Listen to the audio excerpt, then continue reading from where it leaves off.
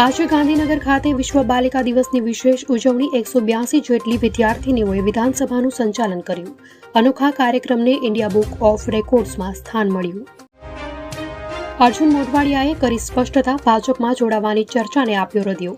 હું કોંગ્રેસમાં જ છું, પક્ષનો ચૂંટાયેલ ધારાસભ્ય છું. ભાજપમાં જોડાવાની વાત આધાર વિનાની.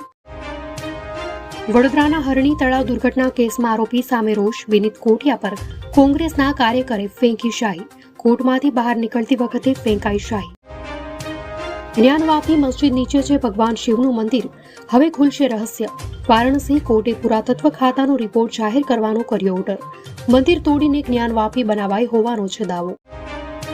વડોદરાના હરણી તળાવ બોટ દુર્ઘટનાનો મામલો. શિક્ષણ મંત્રી કુબેર ડિંડોરનું મોટું નિવેદન. શાળા સંચાલકોની ભૂલ હશે તો તેમની સામે પણ કાર્યવાહી થશે. મુખ્યમંત્રી ભૂપેન્દ્ર પટેલે તપાસના આદેશ આપ્યા છે. સગર્ભા મહિલાઓમાં ધૂમ્રપાન અને તમાકુના સેવનનું વ્યસન વધ્યું. જિલ્લામાં 17,274 સગર્ભા મહિલાઓનો હાથ ધરાયો સર્વે. અમુક મહિલાઓને વ્યસન છોડાવવા એનજીઓએ લીધી દત્તક.